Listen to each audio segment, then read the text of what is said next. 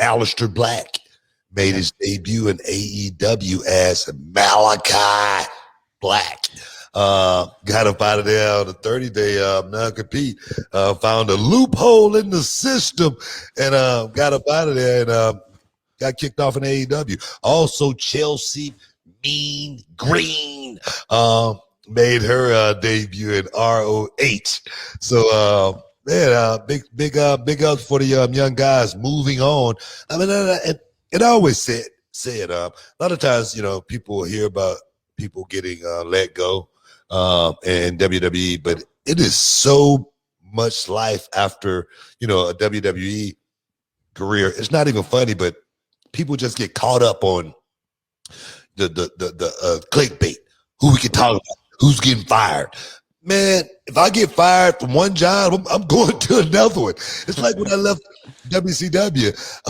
If I wouldn't have went to WWE, I would have went to New Japan. If I wouldn't have went to New Japan, I would have went to Germany or somewhere. If I wouldn't have went, I would have been working and making money in this business if I wouldn't have never gone to WWE. And that's what people need to understand. It is plentiful out there in the world of professional wrestling right now, and you can make a career on the independent scene alone if you're good enough.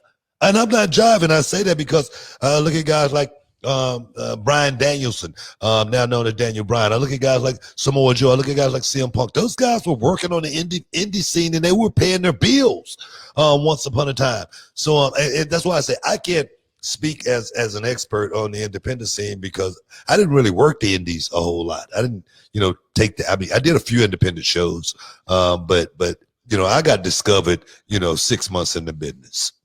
a rarity. You know what I mean? I've been main event since day one. I'm just playing. But no, man. So definitely. I just want to say it's good to see those guys moving on.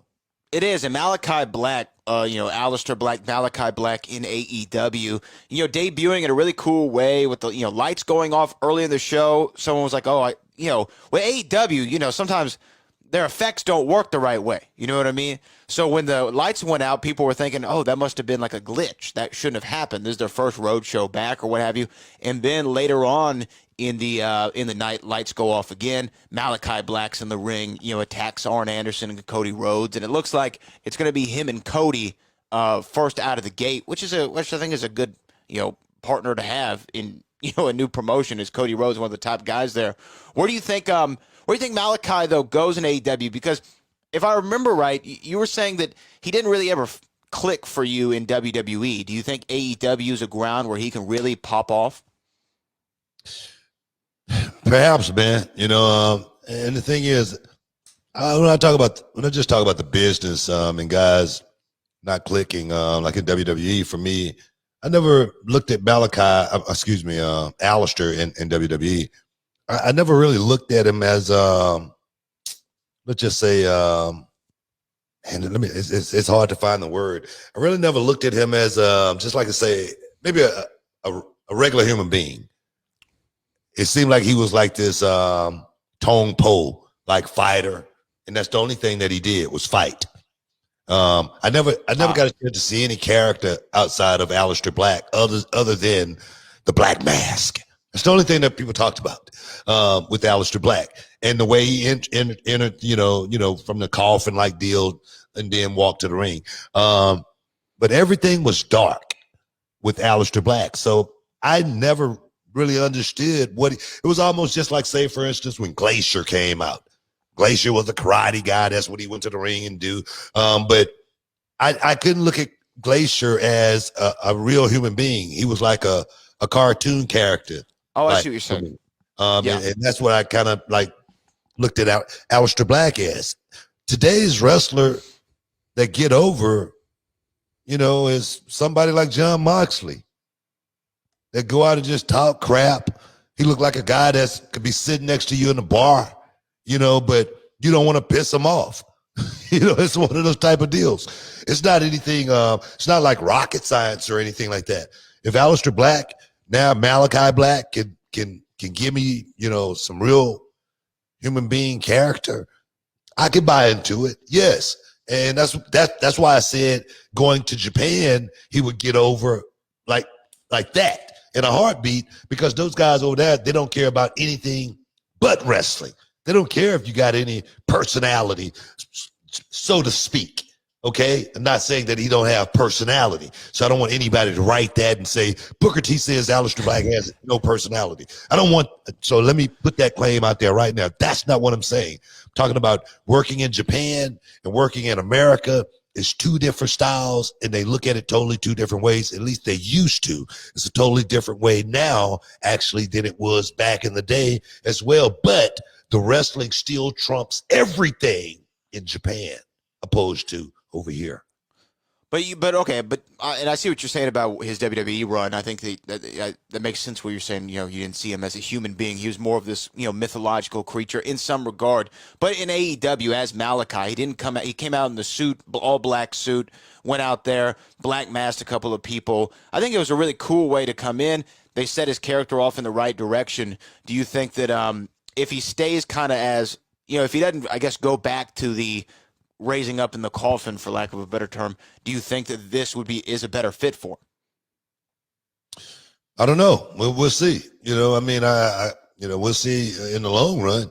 But I thought the same thing about Aleister Black in WWE. I thought this guy was a wrestler, extraordinaire. That's secondary. Ask him to do anything in the ring, he's going to be able to do it. Sure.